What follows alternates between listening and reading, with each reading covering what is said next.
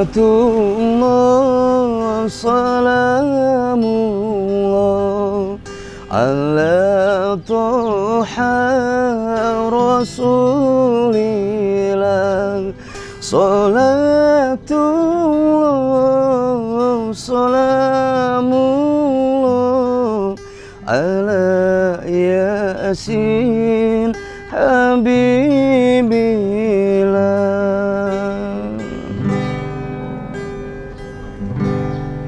Assalamualaikum.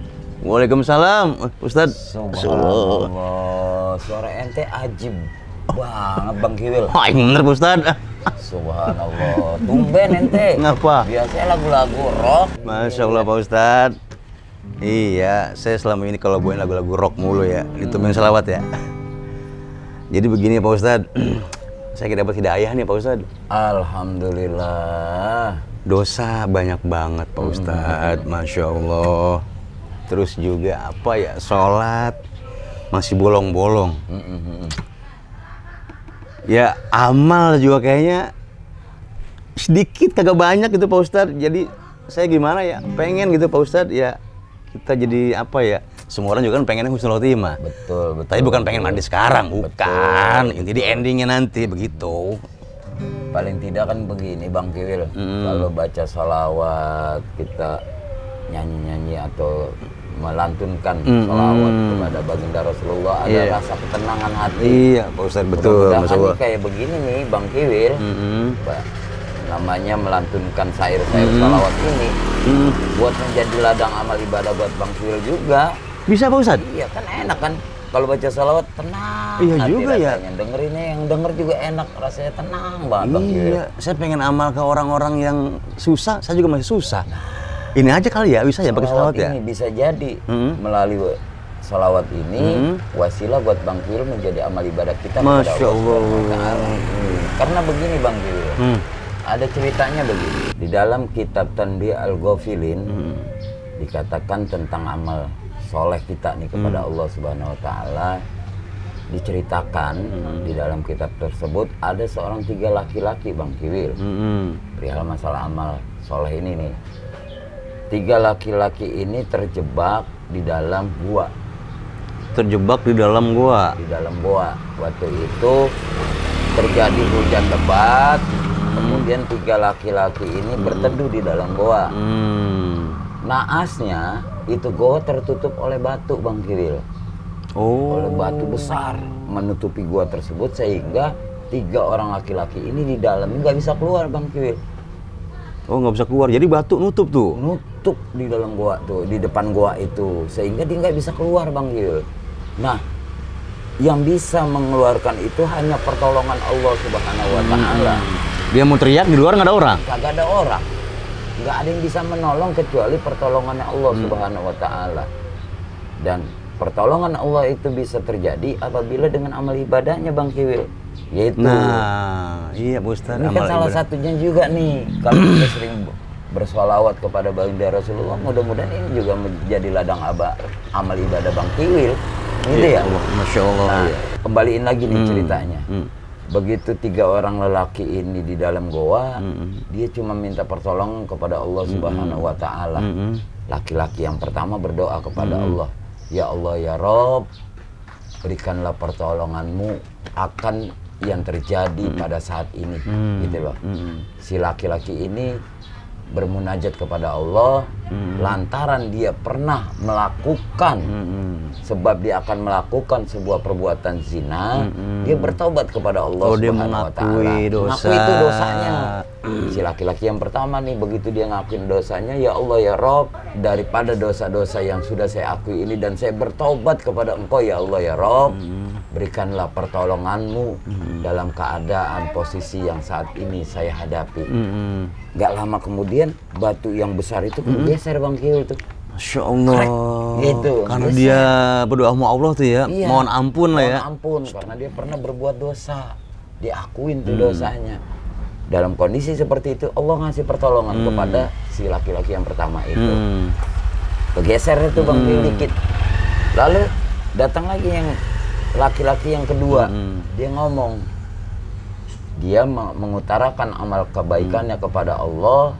Dia pernah melakukan amal sedekah kepada seorang karyawannya. Gitu. Dia termasuk orang yang sukses lah usahanya. Dia punya peternakan banyak, ada sapinya banyak, ada kambingnya banyak. Tapi suatu ketika hasil jerih payah yang dia kumpulin itu dia sedekahin kepada karyawannya. Karena apa? Karena dia mendengarkan karyawannya merasa terzolimi. Terzolimi kenapa? Upah yang diberikan olehnya kurang mencukupi atau tidak sesuai dengan kesepakatan. Dari dia kerja berapa tahun, dia baru sadar. Dia baru sadar nih ada karyawannya yang mengeluh. Akhirnya semua hartanya tuh diserahin sama si Masya Allah. karyawannya tersebut tuh. Nih, lantaran ini sedekah saya ini ya Allah ya Rob, mudah-mudahan Engkau memberikan pertolongan kepadaku. Bergerak lagi tuh. Grek. Batunya tuh Bang Kiwil. Nah, yang ketiga tahu nih Pak Ustadz, Iya. doanya apa? Sebenarnya bukan berdoa kalau yang ketiga mah. Apa Bang Kiwil? Kakinya keinjak tuh yang kedua.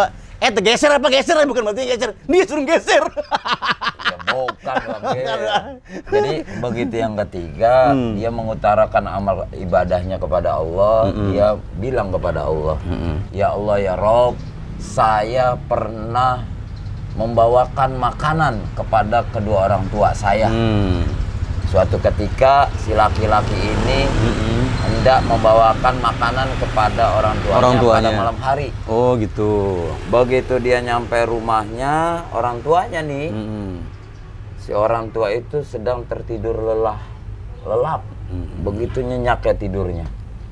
Akhirnya makanan yang dibawa sama si laki-laki itu tuh, dia tungguin baik tuh, dia taruh, dia tungguin sampai orang tuanya bangun.